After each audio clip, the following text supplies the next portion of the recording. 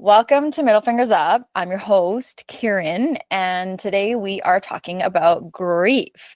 And if you're wondering, gosh, Kieran, you're always talking about grief here. Good observation. Thanks for bringing it up. We are.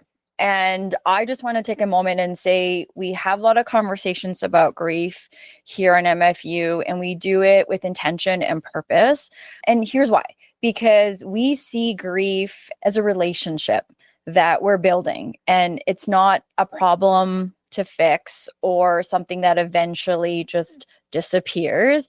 It moves with us, it changes shape, and it continues to teach us. So grief can come from loss, the loss of a loved one, the loss of time, the loss of who we were in a certain chapter, and even the loss of who we thought and how we thought life would go.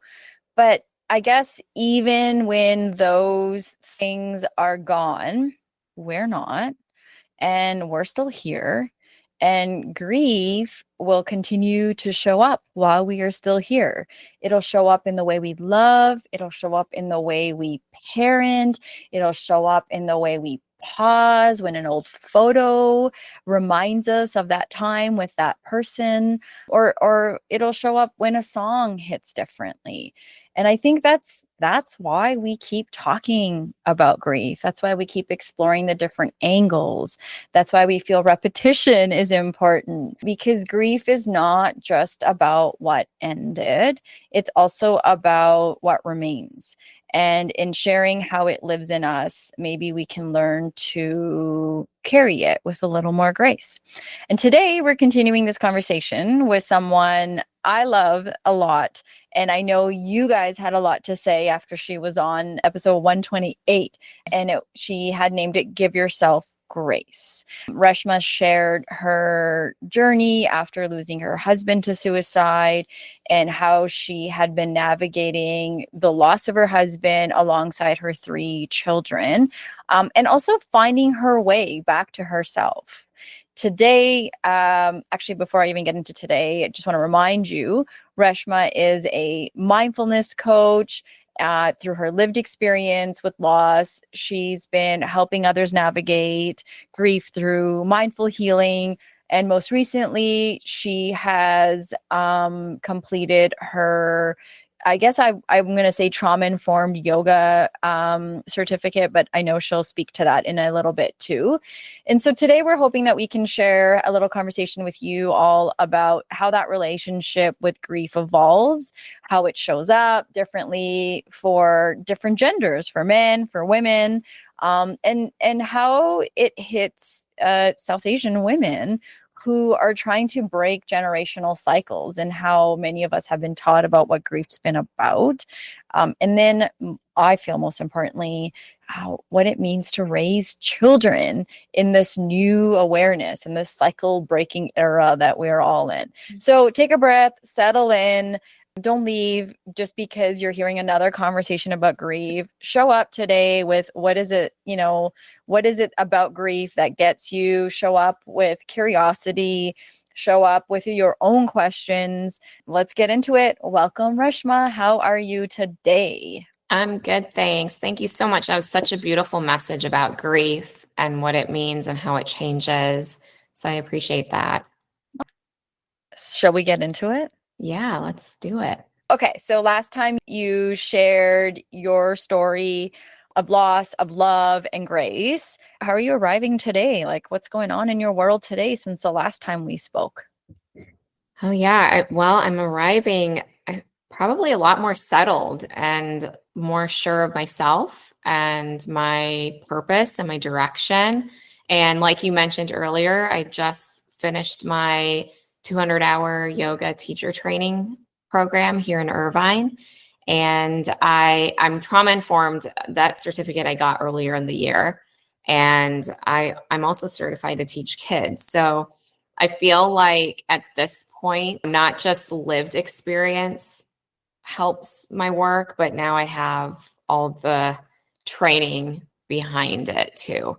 So that's been really special to see. And I mean, I'm proud of myself because that was hard. 7 months of training. I was gone 1 to 2 weekends a month. Gone meaning I was in town, but I was at the studio both Saturday and Sunday. Had to rely on my parents to help out. My kids had to step it up at home, and it worked out. And I'm so relieved and grateful for just, having the opportunity and having the support around me. I'm so excited for you too. I know you were sharing on socials when you were in training, and probably for me the most exciting part was to have a South Asian woman going through the training and coming out as a yoga instructor.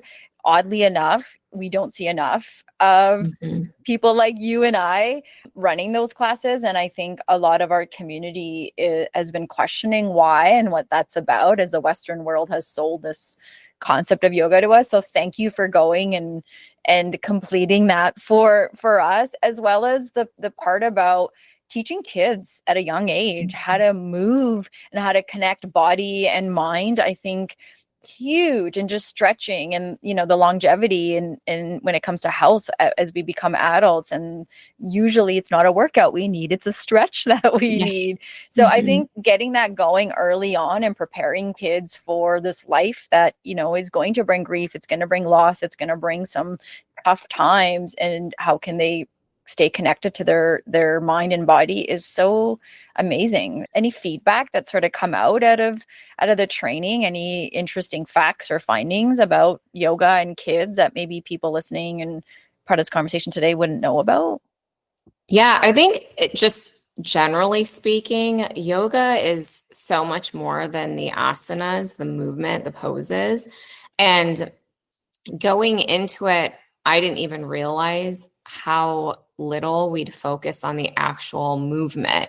Yoga is so much more about our breath and our life force, our life energy within us, and expanding that within us, and learning how to turn off the senses from the external to really tap into the internal. So I think everybody should do a 200-hour training, whether you plan on teaching or not. I learned so much. I've seen such a huge difference in myself. My family has seen it. I think my kids are benefiting from a lot of the things that I share with them about the philosophy. And yeah, in terms of kids yoga, I think some people think that kids yoga means their child is going to be doing a 1 hour vinyasa. And then they think, well, my kid's not going to be able to do that, so I'm not signing them up or I'm not putting them in yoga. And it's not that at all. I'll do an hour with kids and we might do 3 or 4 poses. We might do child's pose for rest. We might do tree pose for balance. And then we might play a game where we dance and freeze and do a pose. It's very little focus on the actual asanas.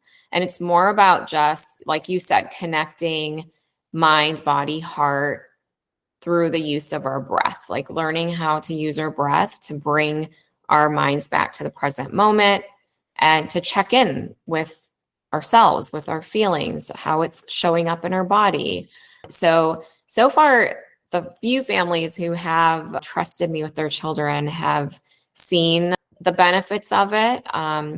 I have a family who signed up 2 girls because one of their daughters has a hard time expressing herself. And they've seen that after our sessions, she's a lot lighter and starts talking a little bit more. She shares a lot in our group, which her parents are surprised about. So yeah, I think it's something that kids should have access to from a very young age. I think that there was a quote, I think by Dalai Lama, if every 8-year-old learns how to meditate, we would create so much more world peace. And I think it's true. It's hard, but it's available. So why not? Hmm. Hmm. I think everything you said was so well said because it's true. It's so true. If we start them young, who knows where that's going to take them as they get older, as life gets tougher, as they hit breakups, they have exams, they have all these overstimulation, stressors, anxiety, all these things that everyone is impacted by at some point in their life, if not for the trajectory of their lifespan. And I think the nervous system is so underestimated, and it's like the call center, it's the hub, it's the main squeeze of everything that we operate off of, yet it's often the last thing on our mind about, am I regulated today? Like even the Mhm. basics of, I didn't sleep well last night. I didn't eat. I didn't get my exercise.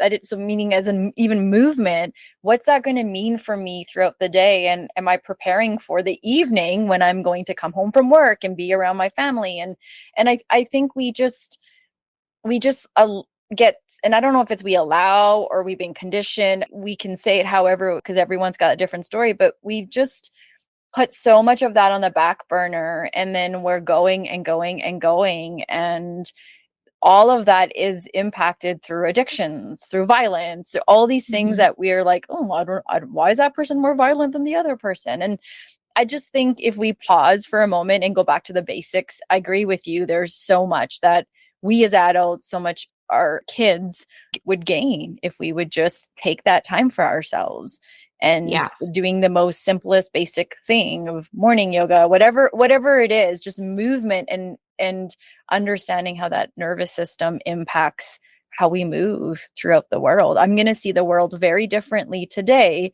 if I didn't get that rest, and I'm dysregulated and my cortisol levels are through the roof, than maybe when I'm balanced.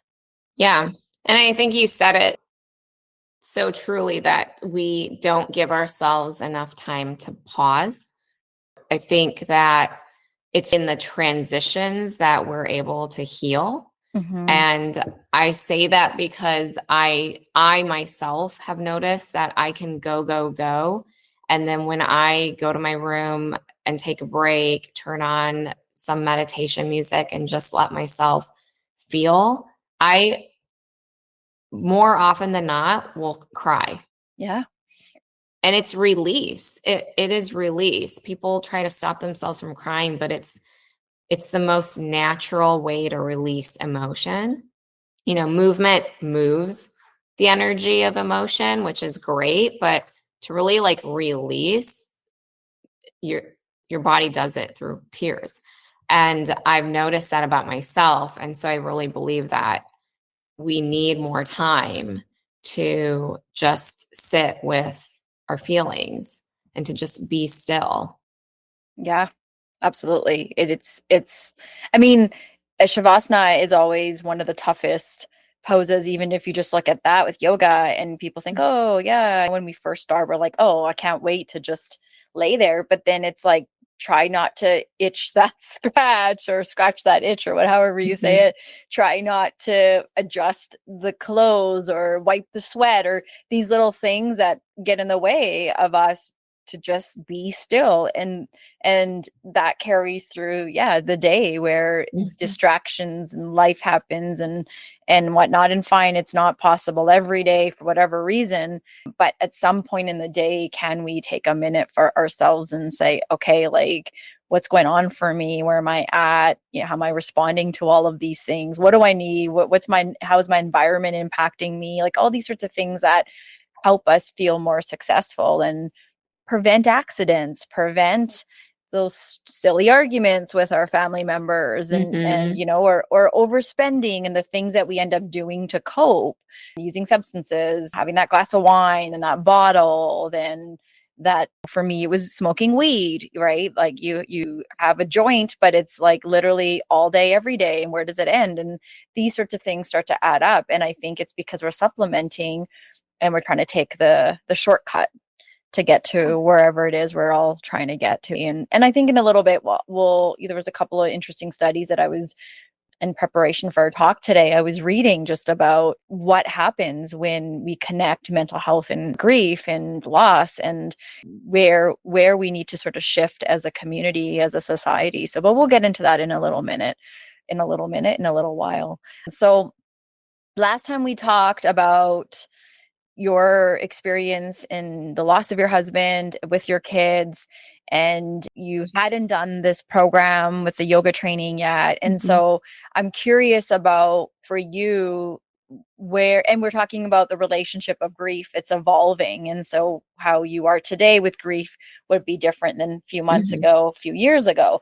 So I'm just curious for you, like what is something since this training, since this last little while, that you have learned about your relationship with grief that you maybe didn't know until recently, or didn't discover until recently? I think this is something that I've always known, but I think that the training has just reminded me that a lot of my grief is just going to be with me. I can't control it.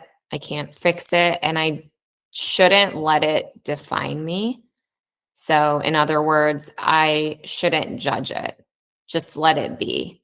And I think that I've, over the last 7 months, just learned even more so how to give myself grace and to be gentle with myself when I'm not living perfectly. And I understand there's no such thing as perfect, but you want everything to, especially as moms, just in general, whether you're grieving or not, you want everything to be lined up. You want your kids to be 100% okay. You want the house to look presentable at all times. You want them to eat really well all the time. It's just all of that I'm trying to do as a mom. And then you throw grief into the mix, and that just takes the stress and the pressure to another level.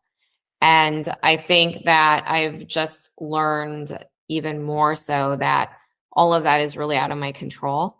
And it's just about my children being happy and healthy, and I need to trust more. So there's Mm. part of the 8 limb path in yoga is called Kriya Yoga, and it's the yoga of discipline, of refinement. And so the first step is noticing and making a choice to refine. The next step is to reflect. And then the last step is to surrender. And the surrender part is what has always been hard for me. In fact, that was my word for the year. And even then, we're like at the end of the year now, and I'm still having a hard time with that. So my yoga training really helped remind me of that process I of love surrender. that. Surrender. Like, what would you say is the thing that gets in the way of allowing yourself to surrender? Or maybe for you, maybe in general, for many of us. It's fear. Mm, It's like being able to say and actually believe that as long as you're doing the work and you're leading with heart and you're trusting it's going to be okay, that's hard. That's hard to believe. But I know that when I do get to that place, I mean, I write intentions every morning when I journal. And if I look at journals from a year ago, 2 years ago, even the months after Sean died, I can see so many things that came to fruition, because I was writing them down and I was just continuing to do what I do and yeah. trusting. But we always need reminders because it's human to fear, to feel panic, and to question the unknown, but it does usually work out. We'll all be okay if we just do the inner work. Yeah, the thing that we're trying to control the most, it's like we the outcome, which we have zero control over, but if we take the steps and do the things leading up to it, maybe we can be as close to the outcome, or feel okay at one of it is what it is. I did. It's like preparing for an exam. If all Hmm. you can do is study to the best of your knowledge, and then whatever happens Hmm. happens on exam day. And I think that's sort of life, where we show up to write this exam of life, and we're trying to get a perfect score, we're trying to do all these things, but there's all these other things that we could have been doing along the way that would have helped us manage. And we're always putting the cart before the horse, I think, as humans, for some reason, instead of going along. And you mentioned the piece about parenting, and I'm curious, and I this is how I was last time too, about the kids, and we talked a lot about the Yeah. sibling relationship and the kids. And I've also noticed you are doing a fantastic job allowing tidbits and little sound bites of how the kids are coping when you share their voice on your socials, which I think is really powerful. We hear how you're processing, and I think it's helpful to see it, how you as a family unit are working through this. Everyone's got a different sort of way to go about it. Your kids are at different developmental stages.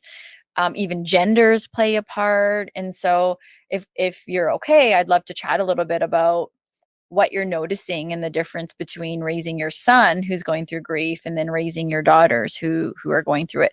And the added piece with your daughters is they're the future, you're the past, when you think of how we're breaking these barriers as South Asian women.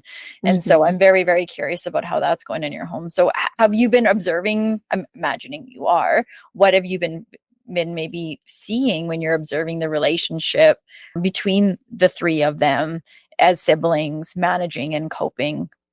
Yeah.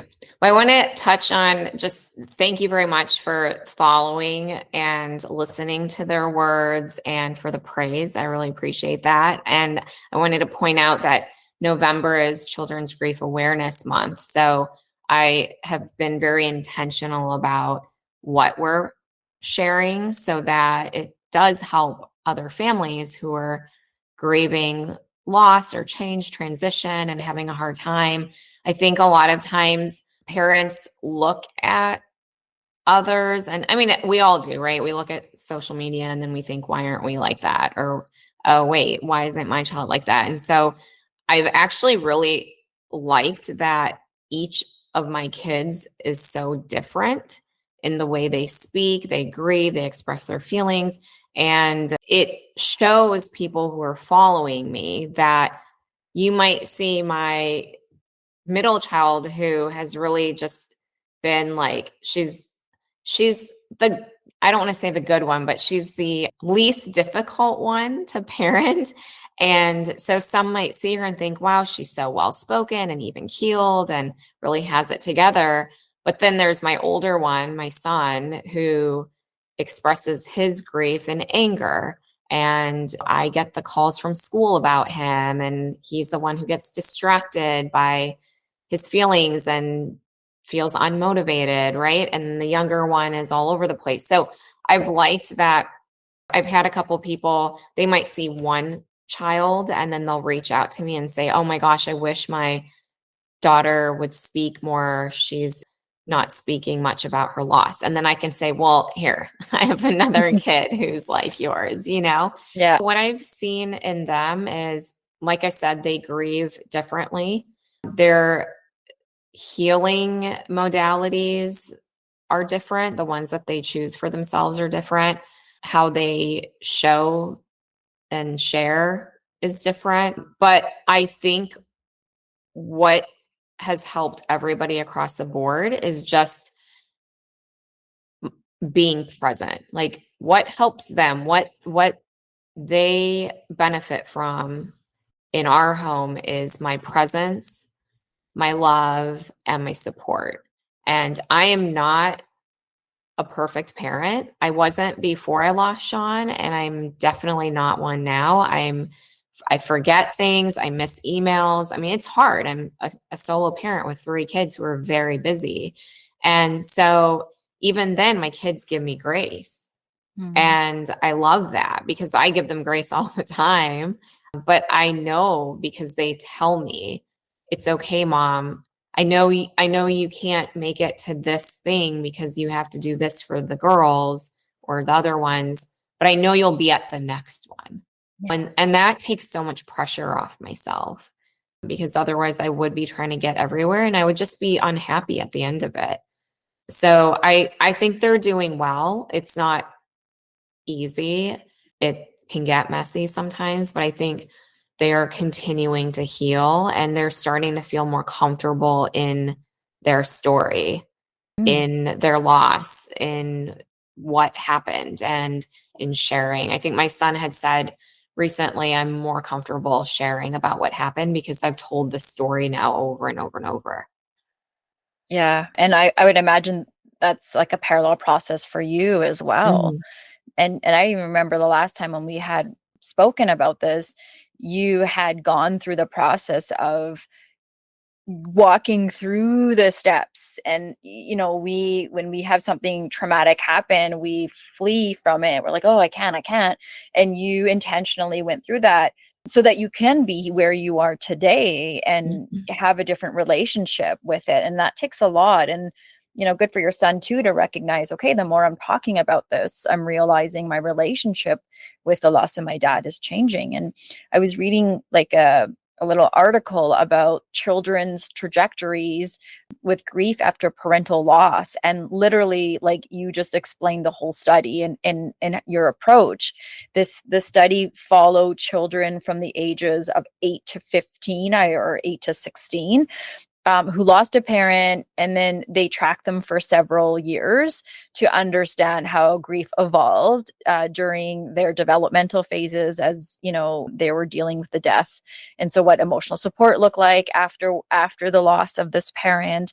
And what they found were four sort of main patterns: resilience, recovery, chronic, and high chronic. So kids who lost a parent to suicide were in the chronic to high chronic care Mhm. category, and they were subject to show prolonged distress, self-blame, the fear of further loss. And I know you've talked about this on your socials too, like, I'm the only parent now, and this fear of, I got to do whatever I can to not leave them, and the kids feel that too.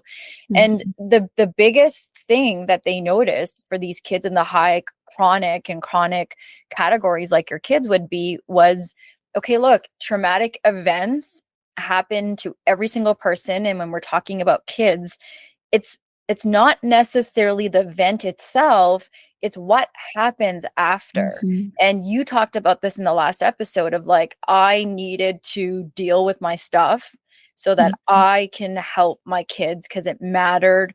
Even what and how they learned about the loss of their dad, all of that was going to carry throughout their healing journey. And so these protective factors, like open family communication, cultural context that allows expression. So getting the calls from school with your son, okay, every parent doesn't want that. My kids have not had a traumatic event, and I get calls, so I can connect on that level. But for you, like, you're using the word grace in your home, so we have to allow these moments of expression, and maybe they're not the best, but they have to carry out so that we can teach and he can learn that, okay, this can't be our pattern where we're always going to anger, aggression, like, but Mhm. clearly we're in this spot, we got to work through this, let's talk it out and all that. And so you allowing that expression was one of the biggest protective factors in this article. And then obviously the early therapeutic support as well as peer support. And so I'm curious if you can speak to that, because I see that from where I sit, and in your own home what of that you're applying, what maybe other things that I didn't mention, that the article didn't mention, that you're doing in the home, that's allowing this space for your kids to go through their relationship with the loss of their dad. Yeah, it makes me think of the first book I read after Sean passed away, and that was The Body Keeps a Score. Yes. And so it talks a lot about childhood trauma and how it shows up in the body in adults who don't don't take care of themselves, don't face that trauma. And there are so many things in that book that I found fascinating, but I remember really holding on to reading about what children need more than even love, and that is safety. Bingo. And it Yes. means, yeah, it means not just feeling physically safe, but feeling emotionally safe. And in our culture in South Asian communities, we didn't grow up like that. I, I have very wonderful parents and we grew up in a really happy home, but did I feel emotionally safe to share what I was truly feeling throughout, definitely throughout high school? No. And I know that even before Sean died, I wanted to change that way of parenting for my kids. And then after he died, it was even more important to let them express themselves and to let them show all sides of what they're feeling in their own grief journey. And some of those emotions are not pretty, like anger, like I mentioned with my son, jealousy, Mhm. comparison, fear, like all those things that come up for us are things we're not really proud of and we feel lonely in. And I've just taught my kids that it's okay to feel any of that. And I think the way I've done it is not just by letting them share in the house, but I've shown them how I feel and I've talked about how I feel. And I have said that I get jealous sometimes when I see families together. It's hard for me to go out in a group of women and hear them talk about their husbands. It's hard to, at the holidays especially, be Mm. around all our family and everybody has a dad who's taking part in everything. And I tell the kids that. Yeah. And when my son is angry and yelling in the home, I let him do that. I remind him that he has to be kind and respectful. I also remind him that this is where he can do it because then on the outside you don't get to do that. And so I think that's what's really helped with Yeah. with them. Yeah, what I hear you talking about is, like you said, in a lot of our homes, but our experiences in our South Asian homes, there's so much of that emotional restraint. And I think it's different when it's reinforced with boys. And so there's that be a man without really teaching Mhm. the boys how to be a man. And it ends up being puff your chest and how much more can you drink and how do you drive and all these scary kind of things that I grew up seeing boys, and a lot of us can say that we grew up in seeing how our young brown boys grew up as men, and a lot of them would say, the connection to addiction and these kinds of things. And I see what you're doing. You're trying to break those barriers and change up those norms. What do you think about as a South Asian mom to a South Asian son who is in this very vulnerable developmental period as an early teen, and a lot of role modeling comes from a dad or a man, and you're trying to do what you can, and I'm sure he has family around, other friends or what, but like you said, you guys are missing that presence. What comes up for you and him when you're working through some of that, and how do you two combat that together? Yeah, I just got goosebumps because this has been something that's been on my mind a lot lately. And in fact, I talked to his therapist about this yesterday because my son has my dad and my brother, but my dad and my brother are very soft and gentle, and they're more like they're creatives, right? And Sean was very manly and outgoing and adventurous and did all the things that I know my son really wants to do. And so I'm having a hard time right now. I'm having a hard time helping him feel connected to a male figure. And even last week he broke down one night and said, I just don't connect with you and my sisters. In fact, he said, you guys are so weird. And you don't do anything I want to do. And mom, when was the last time you kicked the soccer ball around with me? And I have done that with him because I've felt so bad, but I've had knee surgeries. I can't do a lot with him. And Yeah. I'm also not as powerful as he is. And so, yeah, it's been hard. I'm fortunate to have some strong non-family male figures in his life and in my world. His soccer coaches and trainers, they've been really great, and they know what he's been through, and I keep them kind of up to date on where he's at, along with his school and his therapist. And so that actually brings up a really good point that I want to share for families who are grieving and don't know how to advocate for their children. I think the most important thing is to be honest, not just with the children, but with the world that you live in. I made the mistake when we moved to California from Washington State of letting my kids decide whether or not I shared with their school. And that first year of school here, my son had a really hard time and he was acting out in class around the 1 year mark of Sean's death Mm. in September, which is early in the school year. And so I had to meet with the school counselor. He had altercations with some kids, and then he just kind of lost control. And when I told her our history, she said, and I said, I should have told you. I didn't realize it was going to come up this way or show up this way. And she said, yeah, you should have shared, because we would have really like been there and had support in place from day one. Yeah. And since that time, I've never not shared now, because that's been so important. I don't want to go through that again. Yeah.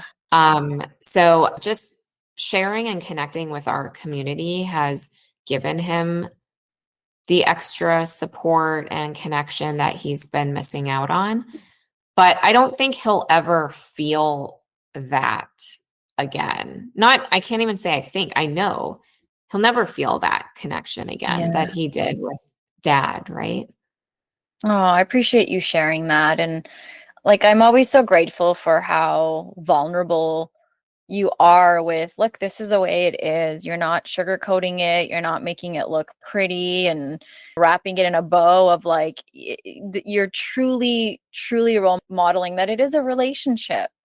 And Mhm. there's going to be good days and not so good days, and days where you're like, I don't even know what to do with this relationship. And that's the good, bad, and ugly of grief. It's like you don't know sometimes until you're there. And that's why, like you were saying earlier with your yoga training, that's why having some coping mechanisms there available to us for those, especially those times where we're like, I don't know what to do, at least we can go rely on these healthy measures that keep the nervous system calm and or back to regulation, so that we can figure those things out. And if we're operating at the back of the brain, the crisis brain, then we're not able to get to where we need to be, which is that prefrontal area of plan, organize, and logical thinking and all that. And I think when we have, and going back to me saying yes, we're going to keep talking about grief, because when we have these conversations, I think it's resources, it's our own stats of how can we manage when someone like you who's experiencing it coming on saying, look,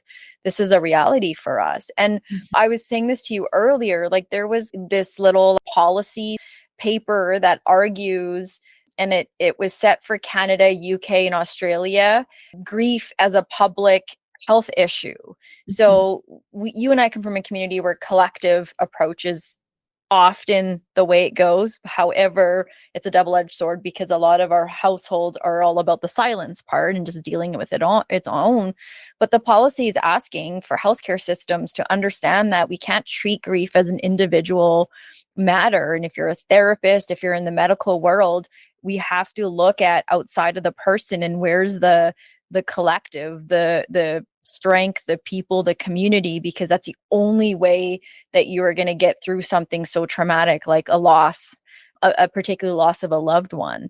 And I love that you're learning and you're sharing that, yeah, like sharing what's happening in your kids' school, recreational activities, your family, all of that provides a consistent safety, as you said, which is a number one thing that comes before the love.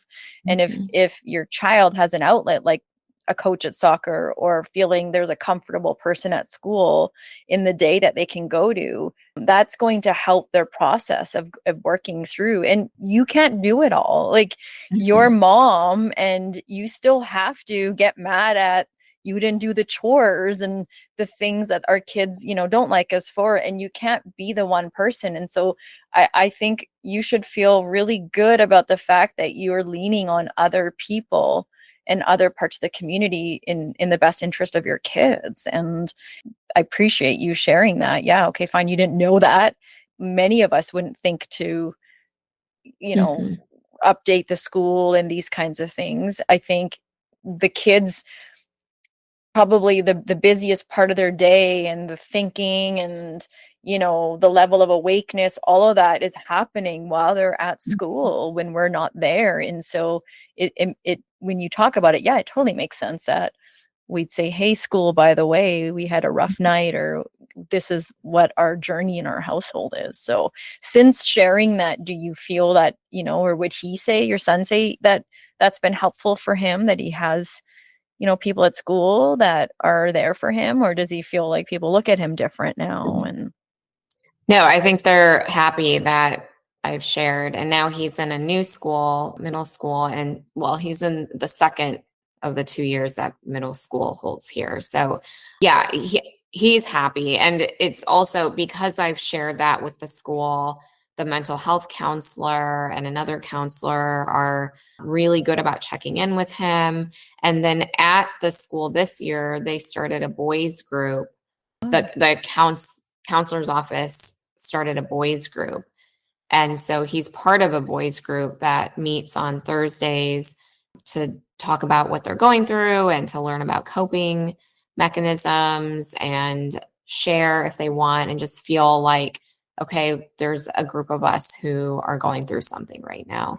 yeah, So yeah, I think he's really happy right now with the amount of support that he's getting at home with family and at school and in sports. I mean, he's basically covered. Like every step he takes throughout his day, it's like there's somebody there, yeah, you know? yeah, He's yeah, got like personal cheerleaders yeah. walking him through the day. So, yeah, Oh, I'm really grateful. yeah, that's amazing. And I appreciate, please tell him I appreciate his voice, like a teenage boy, and South Asian, biracial, like all these different intersections that he brings to the table. A brother of two sisters, so he's also, like unlearning the whole misogyny, patriarchy, like all the things that, as you said, we grew up not having awareness of, Mhm. and we saw our brothers, our sisters, all of us grow up in these worlds, in these boxes. And that brings me to you. Like, you are doing this work as a South Asian, trying to break the barriers of keep it quiet. You're doing the complete opposite. And then you're also raising, you're like the future to other young South Asian women in your household who are growing up in a very different context than maybe you or I did, which is you don't talk about it. And, being a good girl means you follow along, and Mhm. your emotions are timid and cute and quiet. Your daughters are getting to grow in their own kind of way. So what's that been like for you to break these barriers, not only for you, but also open doors for them as they're going through their grief process? Yeah, it's been interesting. I feel like I parent my girls in a way that I wish I had been parented. So it wasn't until recently that I've really become comfortable in my own self and with my voice.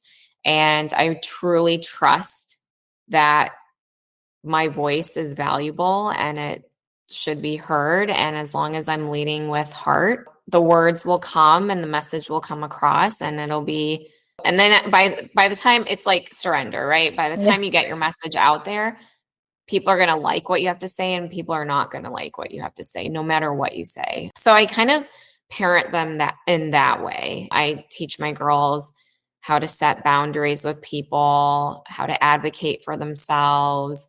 My youngest she was being bullied for a while at school, and I taught her how to speak up for herself. And you give someone another chance, but then if it happens again, you have to start setting some boundaries. You need to go ask for help. And so she's watched that whole process. And I think what helps is that maybe it's because they're always with me. They always know what I'm doing and how I'm handling things. And if I'm writing an email out to their teacher, they're either hovering over my shoulder and reading it, or I'm saying that this is what I'm saying. And I just don't remember that involvement when I was growing up. Yeah. Right. So, Yeah. like, if there was an issue, and there were when I was growing up, like, I Hmm. had kids bullying me, and my mom had to go talk to the principal, but I was never involved. So, even to this day, I don't know how my mom and dad handled things to advocate for me and my brother. Yeah. And my kids see, and I talk to them. If they have a problem, we talk about it before I just go rush off to call someone. Yeah. And I think that makes a difference because we all know that your words have power, but when it comes to raising children, your actions have even more power, right? Yeah. They're watching us, we're modeling behavior for them all the time. And so I think that has helped the girls. And I'm very honest with them about the way their dad was. Sean was a wonderful husband and father, but not always. And I know now where it came from, the mental health challenges. And so not, they grew up seeing treatment between of women by a man in not a way that I want them to think is normal or okay.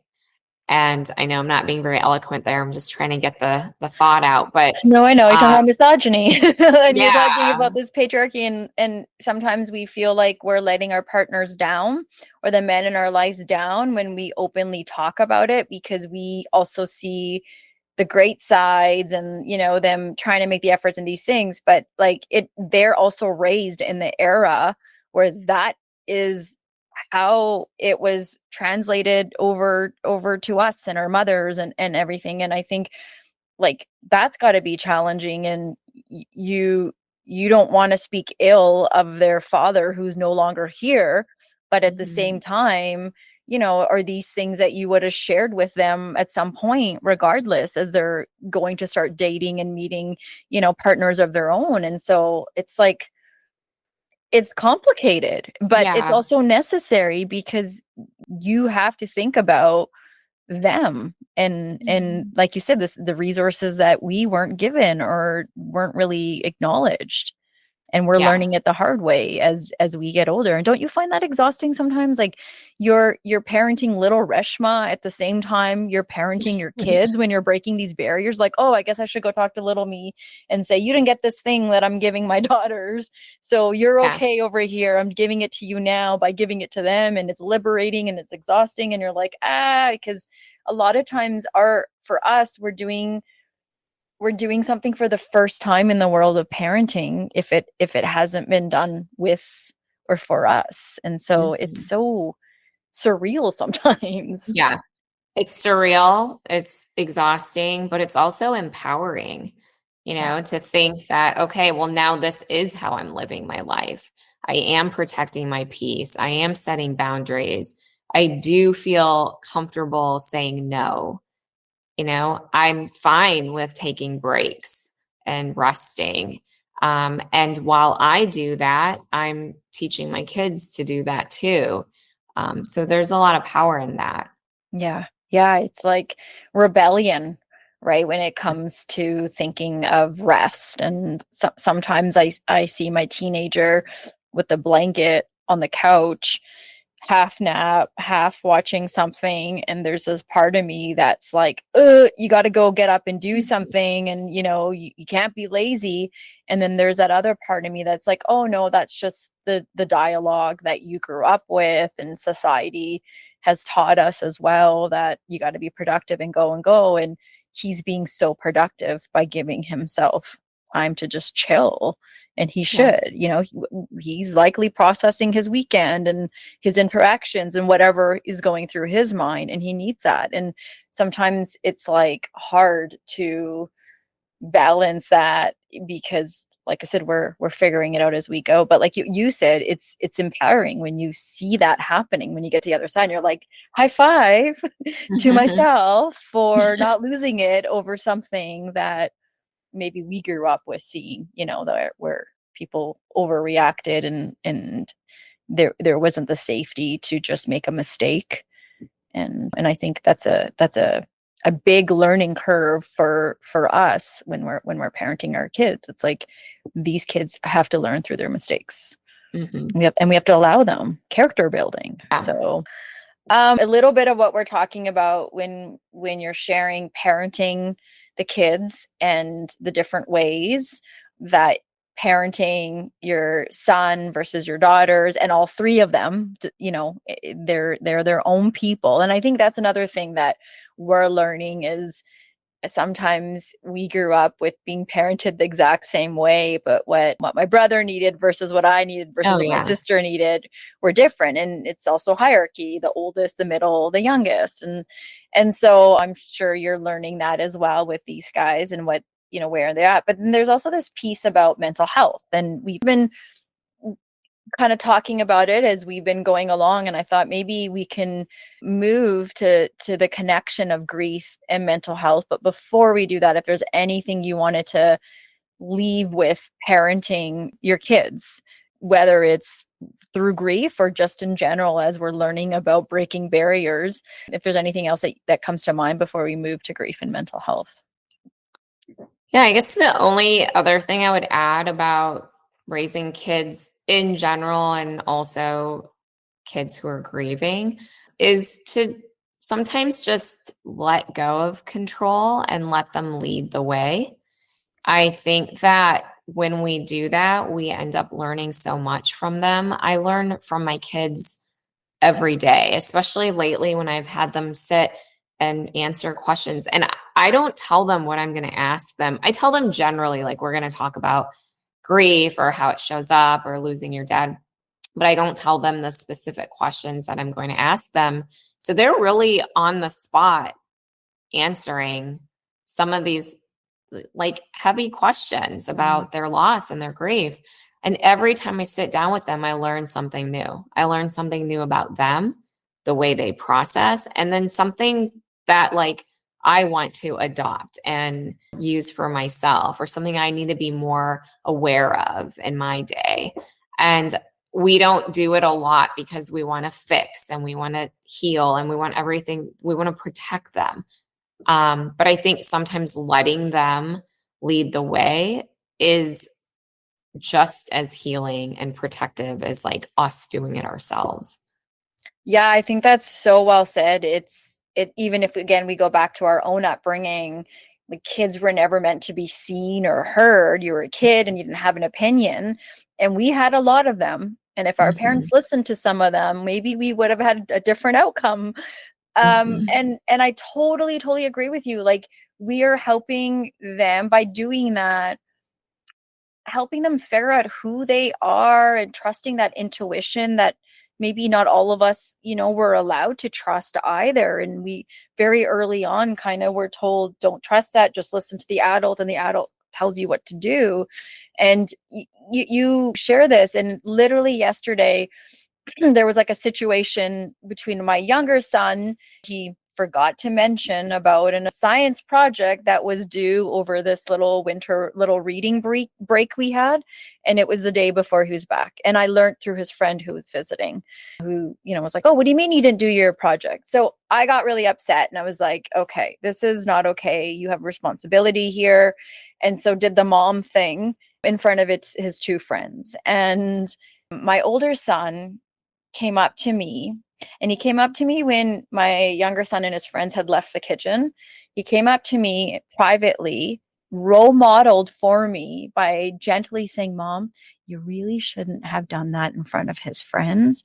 Like, that's something that you could have pulled him aside. Like, literally was doing it with me in the way that he wished instead of yelling it across the room to me. And so at first I was in my reactive. I was like, well, it is what it is, blah, blah, blah. And then I like took a moment and was like, oh, okay. And, said, thank you for that. And you're right. I Mhm. appreciate that. And so then that made me go back and, say to my son and his friends, listen, you guys, I'm sorry that you guys have your own moms that you have to hear from. Like, I'm sorry you were here when this happened. And pulled my younger son aside and kind of worked it out with him and said, listen, like, how can we pause so you can enjoy the next hour that you have with these guys? And then we'll get to your project and we'll do it together. And I pulled my older son aside again later in the evening and I said, I've been thinking a lot about this today. And I just want to thank you because you taught me in by showing me how valuable that is. And I think that's going to sit with me now. I'm hoping the next time something like this comes up. And sometimes we don't, we didn't get that opportunity, the apology or the going back and forth and allowing it. And these guys, they know a lot more about our family dynamics than sometimes we ourselves see. And Mhm. so I when you share that, I think, yeah, like we do have to allow them to build their voice and allow them to do the thing that they're trying to do, which is figure out this world. That I think that's probably like the kindest way to be protective of them is to allow the space, like you said, versus Mhm. taking it away from them. So Yeah. I love that you shared that. And So I love that you shared that because that's like all of it in real life example. yeah, it was kind, right? It's just like, oh, okay, great. Thank you for that. And next time I'll accept it even better, I hope, than in the moment of, oh, right. But yeah, I was like, he's so smart. Like Yeah. to just know how to role model that in the moment. And that's the thing with these guys, like you said, they teach us better than we can do it often, Yeah. They teach us and and they check us. also that. Yeah. Yeah, also that. So I wanted to kind of shift gears a little bit. We talk about grief and loss of a person, a loved one.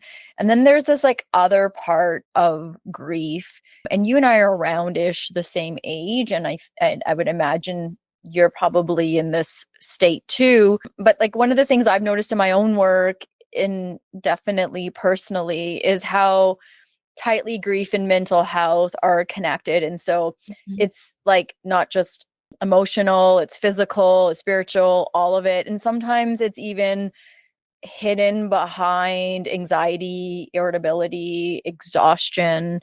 And so I'm curious for you, how do you see, maybe for people tuning in today who sometimes feel disconnected from the fact that maybe they're grieving something, the loss of their youth, the loss of that chapter, the time, things, even when you and I talk about things we didn't get as kids, we are in some ways grieving some of that too, and we're learning how to manage that. And so what would you say to those that see grief showing up in mental health but maybe don't know how to manage that, or don't think, oh, this anxiety could be because of this loss, or this is anxiety? So if there's something that maybe you would share in what's worked for you, or how you recognize the connection between grief and mental health. Yeah. I think it really comes down to what we talked about earlier, giving ourselves the time and the space to be still because we all have our higher self, our intuition, um, our inner knowing that guides us and speaks to us, but we can't hear that if we're constantly moving and distracting ourselves from that voice. And that's been I'm at a point now where I don't even know how to separate grief and mental health. I think they're almost like just the same or similar where they affect both and you can't heal one without healing the other. Okay. And so that's come from spending a lot of time just being on my own and listening to my heart and really learning what's coming up in my body and then processing it and learning more about how that relates to my grief and affects my mental health. So I don't have like this formula or, algorithm or this like step by step process that I can Thank tell. you. Yeah. I mean, there isn't. And it's, healing is not a one size fits all. So it's hard to tell someone what to do exactly to start to work through their grief. Yeah. It really comes down to just being still. And I always say, just come back to your breath. We teach that in yoga, and I teach that with my kids. And, everybody, if you're feeling overwhelmed by anything, you're going to hear someone say, take a deep breath. And it's true. Take a deep breath, quiet your mind, be still, turn off all the distractions, and just sit and feel the feelings, actually feel them. And it starts to tell you more about your grief and your mental health. And I did that probably several months after losing Sean is when I started to really sit with myself and sit with my grief. And that's when I could connect like the emotion with the trigger. Hmm. And there's an example I'll share. I was on a holiday trip soon after, so just 3 months after he died, and we were with other family, and we were in Mexico, and there was a night when we all left each other. We were all our family and friends. We went back to our rooms, and I just started crying, and I couldn't figure it out. And I spent probably 30 minutes just sitting quietly while the kids went to bed, trying to figure out what in that moment caused me to feel that way. And I realized it was being around other couples. I was jealous. That's the first time I felt jealous after losing him. And it's the first time that I recognized it and told myself, this is what it is. And I accepted it. I let myself feel it. I let myself figure out why I was feeling it. And then I moved forward. So I think that's really all it takes is just Hmm. giving yourself that time. Yeah, that's like so well said. That's a lot, hey? Like It's a to lot. when you sit with it, to trust yourself in that, okay, I can handle this, I can manage this, because to go through those feelings, and especially a feeling like jealousy, that's something that has so much stigma built around it, and we really don't like to go there. We don't like to admit it. We feel it. We even do some weird things and get passive aggressive about it, but we won't go ahead and address it. And like kudos to you for meeting it and going there, because your reality would be that you're going to be in these situations moving forward for the rest Mhm. of your life, as will your kids. And so that feeling is going to come up, I would imagine, as much as it's going to come up every time you're around someone or watch a movie or something that involves a family or a couple. And so that it's a giving yourself permission to say it's fair to feel this way, and then B, going ahead and working through it. And I think sometimes that's what happens, is like that disconnect of everything's fine, but then you get flooded with these emotions, and then it's hard to connect the dots to, this is connected to my well-being, and it is, I'm grieving something and it's impacting my mental health. And the longevity, if we're not addressing it as it comes, like another study I was reading, it's like this Danish cohort of another long term, so a group, I think it was like just under 10,000 people were followed for, I think, 10 years, and they Mm. had lost a close relative or parent or family member, even a child.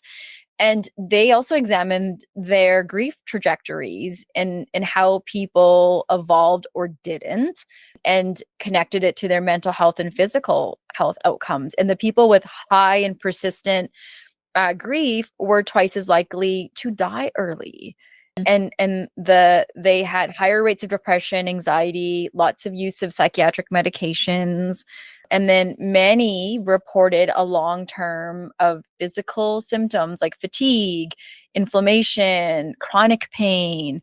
And so grief, the way I read that was like grief had literally like colonized their body, literally settled in, and they had to either accept that now or didn't even recognize that, or for some they had to like have this battle with this grief within of like, okay, let it out. And I think that's the thing, is that it hides, it goes to Mhm. these places within us. And going back to the beginning of a conversation about movement and yoga and stretching and these sorts of things that you were talking about, really somatic breathing, all these sorts of things really impact how we move that through our body, Mhm. or it overrides and takes over. And I'm not sure if there's anything that comes to mind for you or that maybe you want to add to that. Yeah, it's the body remembers what the mind forgets or tries to forget. So it's not a surprise that studies show that the ones who didn't face their grief and manage their grief, Yeah. it started to show up in their bodies. Movement, emotions are energy in motion. So that's why we hear more now that, 10 minutes of a walk outside has been shown to reduce anxiety. And that's so simple, just to get outside and walk for 10 minutes, but we don't realize that. And again, we don't give ourselves that attention and that time. Yeah. And I think sometimes we think, well, and like kind of like exercise and must see results mode of like 10 minutes isn't going to do anything, it's not going to make me fit. I got to go on the treadmill or I got to run 20 kilometers. So who cares about I don't have time to do that. So then 10 minutes is going to do nothing. But you're right, like the impact and what it could do. It can get in the way to help you make a drastic decision. Like if you just take that 10 minutes and work through whatever, and the five senses of feeling the sun or the wind or whatever your environment has before you, just feeling that on your skin even, and Mhm. smell, and all our getting kind of in touch with our five senses makes a huge difference. And so I think that's like probably one of the best coping mechanisms out there, of we all have the capacity to have some kind of movement that can help us get it through, versus storing it within, and then it's going to show up at 5 minutes, 20 minutes, Mhm. 5 years, whenever from now, and it can be so harmful and toxic. I was talking to someone recently who had a therapy session, and there was a lot of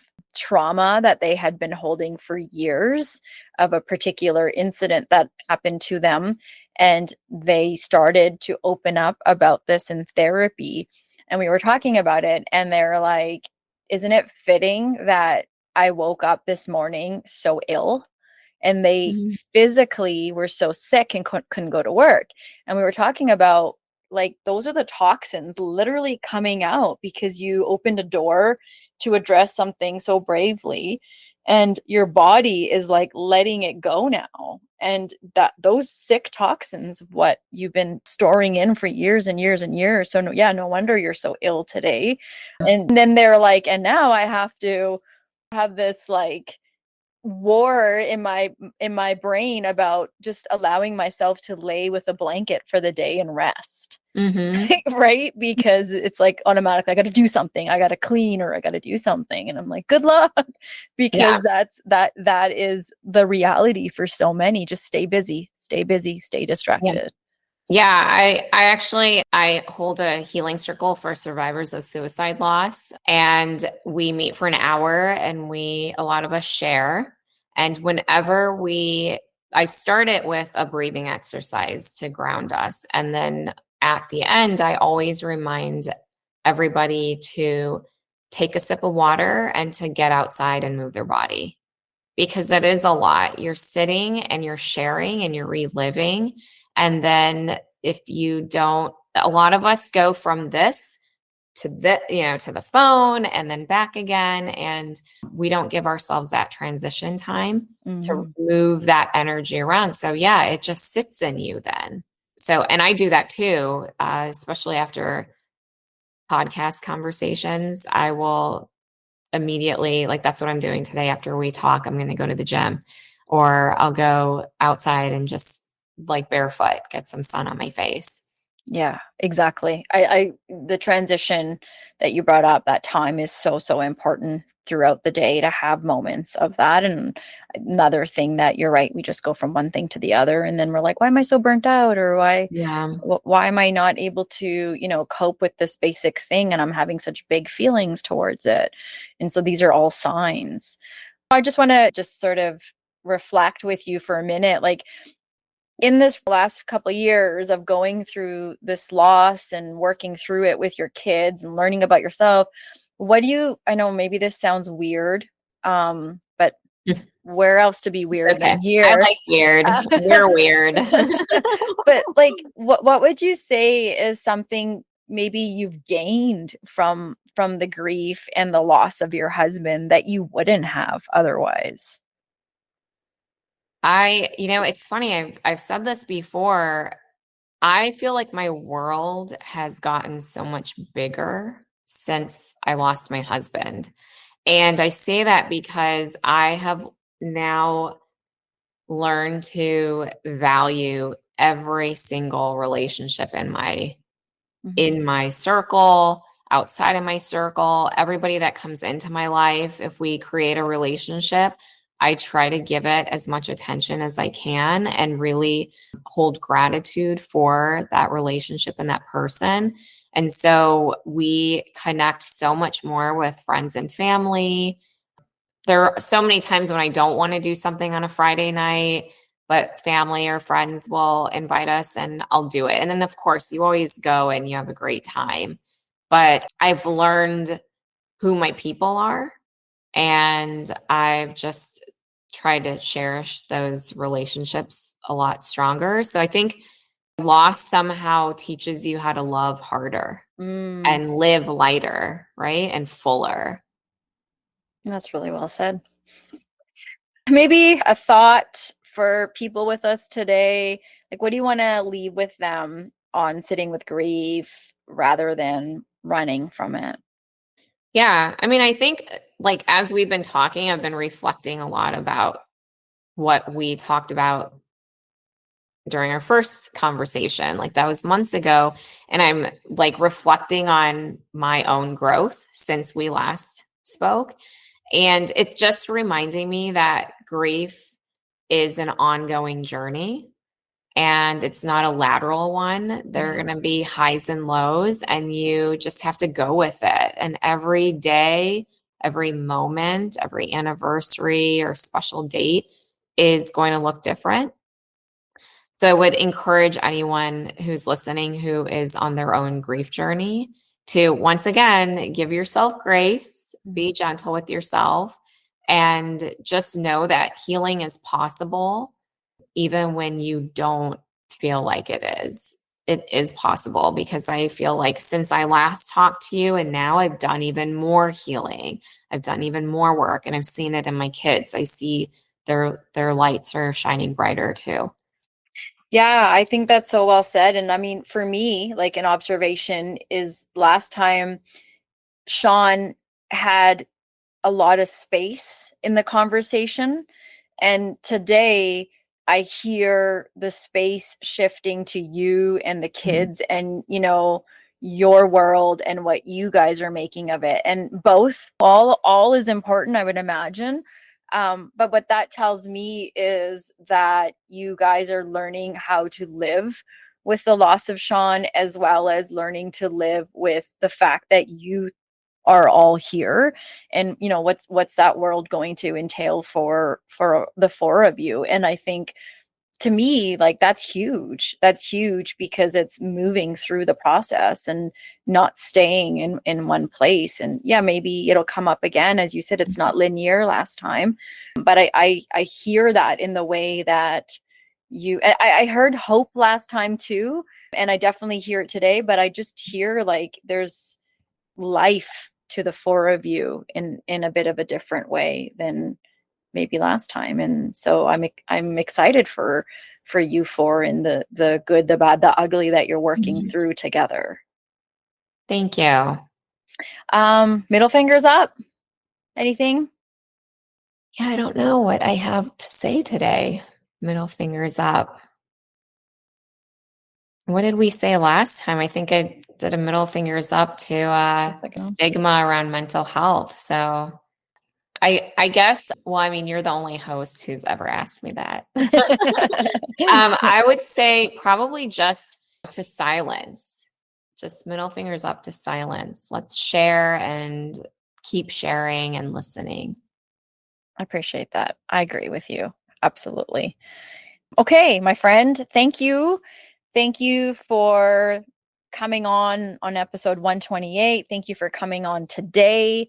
Thank you for you and your kids sharing your story on the socials and allowing us to be part of that and take what we can about grief. And if people haven't started following you, if new people are listening for the first time, where can they find you if they want to reach out to you or join along your journey?